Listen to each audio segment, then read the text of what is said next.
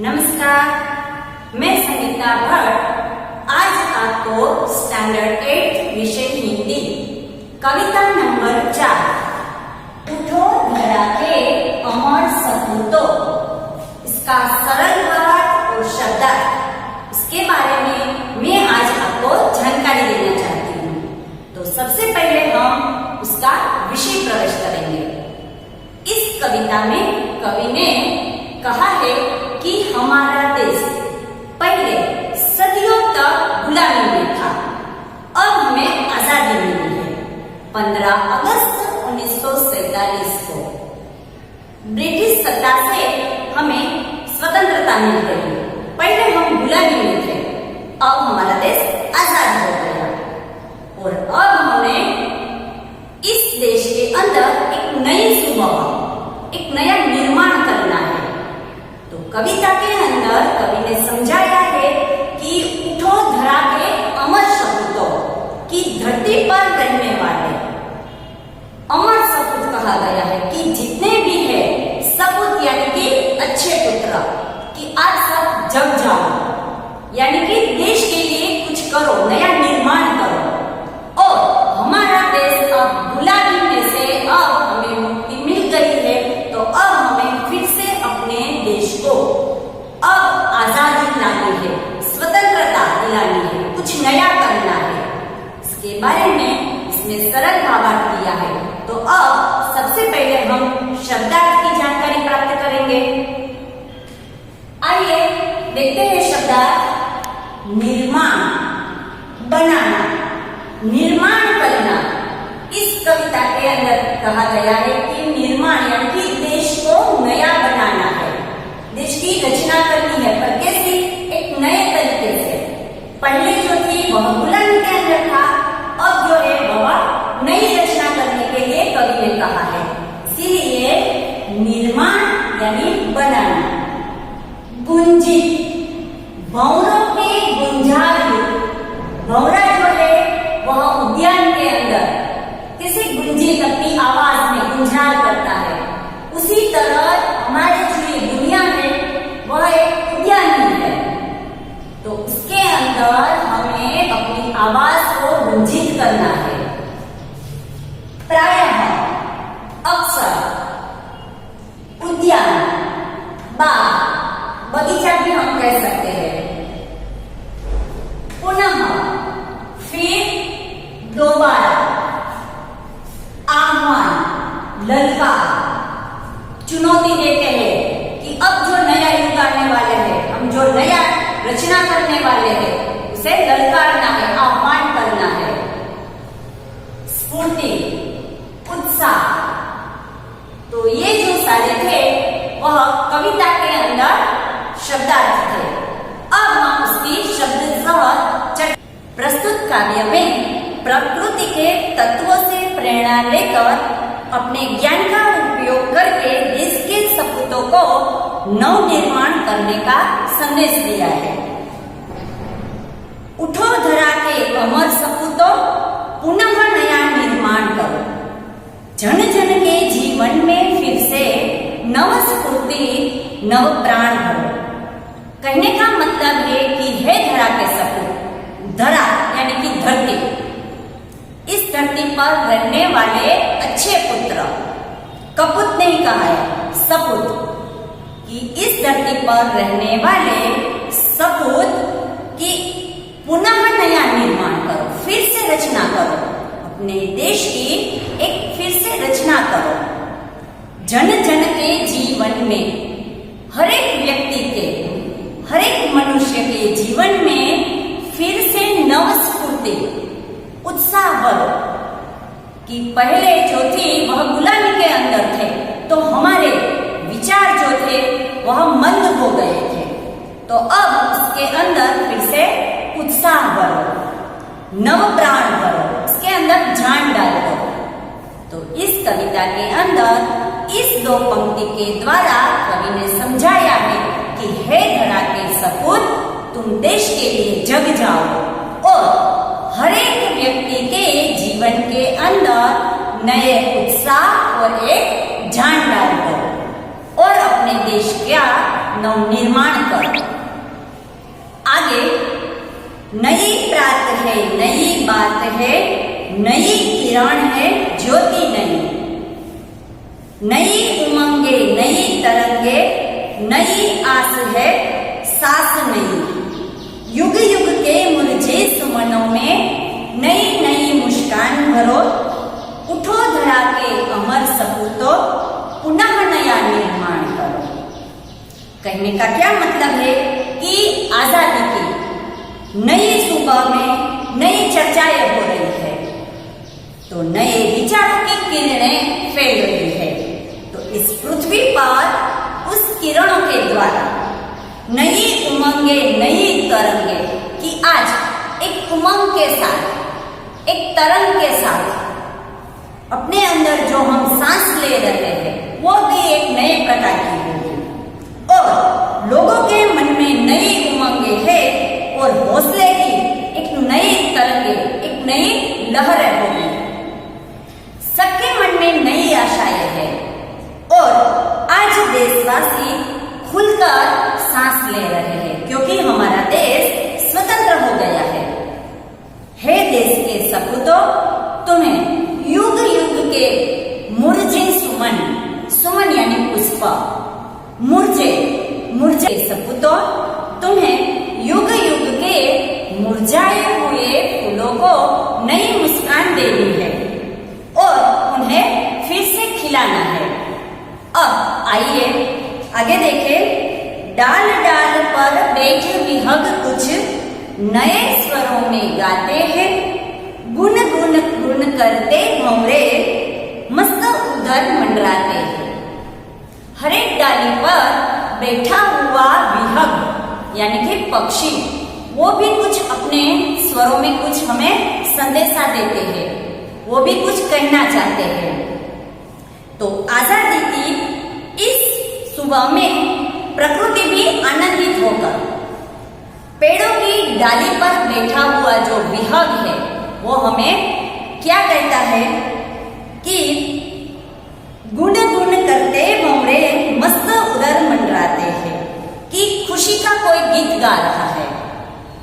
नवयुग की नूतन वीणा में नया राग, नया गान बोलो। अब जो आने वाला युग है वह नूतन युग है, यानी कि वह एक नया युग है। तो उसके द्वारा है देश के सपूतों, स्वतंत्रता के बाद देश का एक नया युग, नया निर्माण करने के लिए जा रहे हैं। तो इस नए युग की वीणा में तुम्हें नया राग और एक नया गान भरना है। उठो धरा के अमर सपूतों, पुनः नया निर्माण करो। हे धरा के सपूत, तुम फिर से कुछ नया करो, देश को नया निर्माण करो। कली कली खिल रही इधर, वह फूल फूल मुस्काया है। इस उद्यान के अंदर कलियां भी खिल गई है और फूल भी मुस्काने लगा है। तो आगे हम देखें, धरती माँ की आज हो रही नई सुनहरी काया। कहने का मतलब कि आज धरती ने भी एक सुनहरी काया यानी कि शरीर, आज धरती ने भी एक सुनहरा शरीर धारण कर लिया है। नूतन मंगलमय ध्वनियों से गुंजित जग उद्यान करो, उठो धरा के अमर सपूतों, पुनः नया निर्माण करो। कहने का मतलब कि आज धरती के अंदर जो एक सुनहरे, कि आज धरती माँ ने जो सुनहरी काया धारण की है और उसी अंदर, उसी धरती के अंदर हमें आज नूतनमय मंगलमय ध्वनि से एक गाना, एक गीत को गुंजार करना है, हमें गाना गाना है। उठो धरा के अमर सपूतों, हमें देश का नया निर्माण करना है। सरस्वती का पावन मंदिर, शुभ संपत्ति तुम्हारी है, तुमसे हर बालक इसका रक्षक और पुजारी है। सरस्वती का पावन मंदिर, ये जो हमारा है वह सरस्वती का मंदिर, और वह तो विद्या की देवी है। तो इसीलिए कहा है कि सरस्वती का पावन मंदिर संपत्ति, शुभ संपत्ति तुम्हारी है। कवि देश के बालकों से कहते हैं कि हमारा देश सरस्वती का पावन मंदिर है और उसका हर बालक रक्षक और पुजारी है, उसकी पूजा करने वाला है, क्योंकि सरस्वती जो देवी है तो विद्या की देवी है। तुमसे प्रत्येक बालक इस विद्या मंदिर का रक्षक और पुजारी है। तुम्हें यहाँ ज्ञान के सैकड़ों दीप जलाने हैं। शत शत दीपक जला ज्ञान के नवयुग का आह्वान करो। शत शत सैकड़ों सैकड़ों दीप जलाकर और नए युग का हमें आह्वान करना है, नए युग को हमें ललकारना है, पुकारना है। उठो धरा के अमर सपूतो, पुनः नया निर्माण करो। कि तुम्हें सभी प्रकार का ज्ञान पाकर देश का भविष्य उज्जवल बनाना है। तो हे धरा के सब अमर सपूतो, तुम्हें फिर से देश का नवनिर्माण करना है, नई रचना करनी है। किस तरह करेंगे? सैकड़ों दीप जलाकर, दिए को साक्षी मानकर हमें अपने देश का नया निर्माण करना है। गुलामी जो थी उससे हमें मुक्ति मिल गई है, तो हमें अपने देश को अंदर इसी प्रकार का नवनिर्माण करके फिर से अपने देश की रचना करनी है। तो इसके लिए कवि ने हमें इस कविता के द्वारा और प्रकृति के तत्वों का उदाहरण देकर इस प्रकार देश के युवकों से प्रार्थना की गई है कि हे धरा के अमर सपूतो, आप सब जग जाओ और देश को एक नया बनाओ, देश की एक नई रचना करो। इस कविता के द्वारा हमें यही समझाया गया है। अब हम पाठ 7 सोच अपनी अपनी, उसके बारे में जानकारी प्राप्त करेंगे। सोच अपनी अपनी पाठ का नाम ही वही दिया है, यानी कि इसके अंदर वाद विवाद, वाद विवाद के अंदर क्या होता है? आप सबने भी अपनी पाठशाला के अंदर ऐसी कोई प्रतियोगिता का आयोजन किया है, वाद विवाद, जिसके अंदर एक दल यानी कि एक ग्रुप वाला बोलता है और विपक्ष यानी कि सामने वाला जो ग्रुप होता है इसका खंडन करता है। तो उसी प्रकार इस प्रतियोगिता होती है, वाद विवाद। उसके लिए कुछ नियम है, तो आइए हम उसके नियम देखें। वक्ता को केवल अध्यक्ष को ही संबोधित करना चाहिए। वक्ता जो है उसको एक बात का ध्यान रखना चाहिए कि उसको केवल अध्यक्ष को ही संबोधित करना है। दूसरी बात, अशिष्ट शब्दों के प्रयोग से बचना चाहिए। किसी को बुरा लगे ऐसे या तो ऐसे कोई भी अशिष्ट शब्दों का प्रयोग नहीं करना है। तीसरी बात, व्यक्तिगत रूप से आक्षेप नहीं करना चाहिए। कोई भी ऐसे पर्सनल बात हो कि उसके व्यक्तिगत रूप से किसी के ऊपर ऐसे आक्षेप नहीं करना चाहिए। चौथी बात, विषय का प्रतिपादन तार्किक, क्रमबद्ध तथा प्रभावशाली होना चाहिए। कि जिस पॉइंट के ऊपर, जिस विषय के बारे में बात कर रहे हैं इसमें क्रमबद्धता होनी चाहिए, तार्किक होना चाहिए। इसी प्रकार कथन की पुष्टि करते समय शिष्टाचार का पालन करना चाहिए।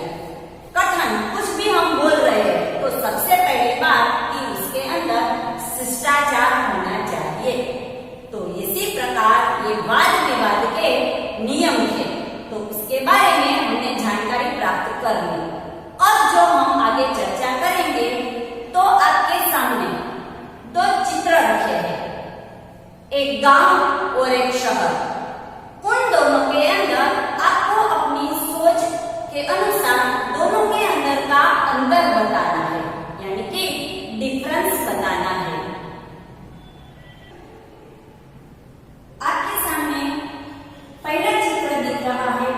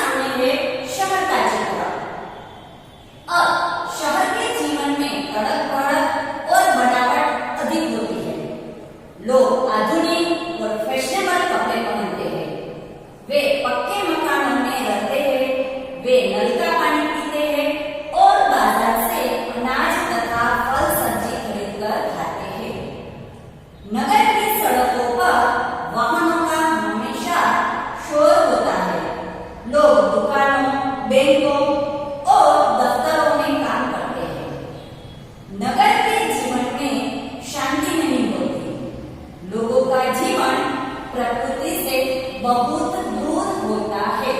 तो ये आपने शहर और गांव का ये अंतर जो था वह समझ लिया। उसके अंदर गांव के अंदर आपको जो तालाब दिख रहा था, तो यहाँ हमारी पाठ्य पुस्तक में लिखा है कि क्या तालाब का पानी पीने योग्य है कि नहीं है। तो मेरे मन से तालाब का पानी पीने योग्य नहीं है, क्योंकि उसके अंदर खास करके गांव वाले जो है वह कपड़े धोते हैं, नहाते हैं, अपने जानवरों को भी वह नहलाते हैं। और एक बात कि वह पानी खुला रहने से उसके अंदर धूल, मिट्टी, अनेक प्रकार के कीटाणु भी होते हैं। इसीलिए मेरे मन से यह पानी पीने लायक नहीं होता है। अब आपके सामने एक पिक्चर दिखाई दे रहा है। उसमें लिखा है कि बहुत दूर जन्म ले रहा है धरती जैसा ग्रह। तो उसके अंदर एक परिच्छेद में नीचे इसके प्रश्न और हमें उत्तर देने हैं। तो उसमें प्रश्न दिया है कि अंतरिक्ष की किस घटना से वैज्ञानिक उत्साहित है। तो आप परिच्छेद अच्छी तरह से देख रहे हो और उसमें लिखा है कि वैज्ञानिक इस घटना से उत्साहित है कि अंतरिक्ष में पृथ्वी जैसा एक नया ग्रह जन्म ले रहा है। दूसरा प्रश्न किया है कि पृथ्वी जैसा ग्रह बनने के लिए अंतरिक्ष में किस प्रकार की स्थिति होना आवश्यक है। उसके उत्तर में पृथ्वी जैसा ग्रह बनने के लिए यह आवश्यक है कि अंतरिक्ष में पानी मौजूद हो, इसके साथ धूल मिट्टी की परत हो, ऐसी चट्टानें हो जिनसे पृथ्वी की ऊपरी परतों का निर्माण हुआ हो। अब सही जोड़े मिलाइए, ऐसा प्रश्न आपके पाठ्य पुस्तक में दिया हुआ है। 424 प्रकाश वर्ष। तो उसके उत्तर में पृथ्वी से नए ग्रह की दूरी 1.6 करोड़ वर्ष, नए ग्रह की उम्र 10 करोड़ वर्ष, पूर्ण ग्रह बनने में लगने वाला समय। स्पेस नासा का टेलीस्कोप, केडीसी वैज्ञानिक। तो ये जो प्रश्न थे वह आप जो परिच्छेद देख रहे हो उससे यह प्रश्न के उत्तर उसी में दिए हुए हैं। तो इस प्रकार ये सारे उत्तर उसमें से हमें मिल जाते हैं। इस प्रकार हमने गांव और शहर उन दोनों के अंतर के बारे में जानकारी प्राप्त की कि दोनों का जीवन शैली जो है दोनों की बिल्कुल विरुद्ध है, अलग अलग है। कि दोनों के जीवन में अलग अलग तरह के कि जहाँ पे गांव का जो वातावरण है उससे दूसरा ही अलग प्रकार का शहर का वातावरण होता है। दूसरी बात कि गांव के अंदर ज्यादातर तालाब जो होता है, तो यहाँ प्रश्न किया था कि भाई वह पानी पीने लायक है या नहीं है। तो उसके कारण भी हमने समझ लिए कि तालाब का पानी पीने लायक नहीं होता है। तीसरा, यहाँ एक ग्रह का आपके सामने एक अंतरिक्ष वाला एक पिक्चर दिया था। तो उसके अंदर हमने अलग अलग प्रकार के प्रश्न और उनके उत्तर के द्वारा जानकारी प्राप्त कर ली। साथ में यहाँ एक व्याकरण दिया है, उपसर्ग और प्रत्यय, इंग्लिश में प्रीफिक्स और सफिक्स। तो उपसर्ग के अंदर जो अक्षर आगे लगाया जाता है उसे उपसर्ग कहा जाता है और पीछे लगाए जाने वाले अक्षर को हम प्रत्यय कहते हैं। इस प्रकार पाठ 7 उसके स्वाध्याय के बारे में हमने जानकारी प्राप्त कर ली। तो सोच अपनी अपनी, तो वाद